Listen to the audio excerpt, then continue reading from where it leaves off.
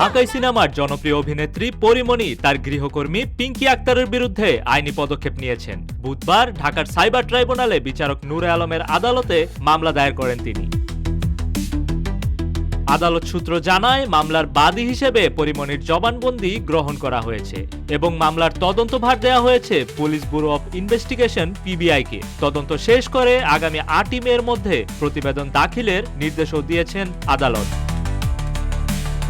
এ বিষয়ে পরীমণির আইনজীবী নীলাঞ্জনা রিফাত জানান, পরীমণির বিরুদ্ধে কোনো মামলা হয়েছে কিনা তা তিনি নিশ্চিত নন এবং এ বিষয়টি সম্পর্কে খোঁজ খবর নেবেন।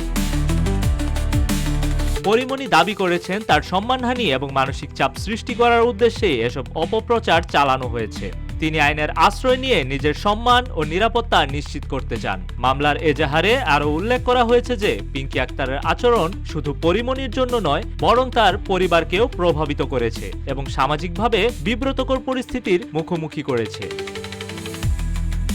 অন্যদিকে পিবিআই মামলার তদন্ত কাজ শুরু করেছে বলে জানা গেছে। তদন্ত কর্মকর্তা জানিয়েছেন, তারা প্রয়োজনীয় তথ্য প্রমাণ সংগ্রহ করে নির্ধারিত সময়ের মধ্যেই প্রতিবেদন আদালতে দাখিল করবেন।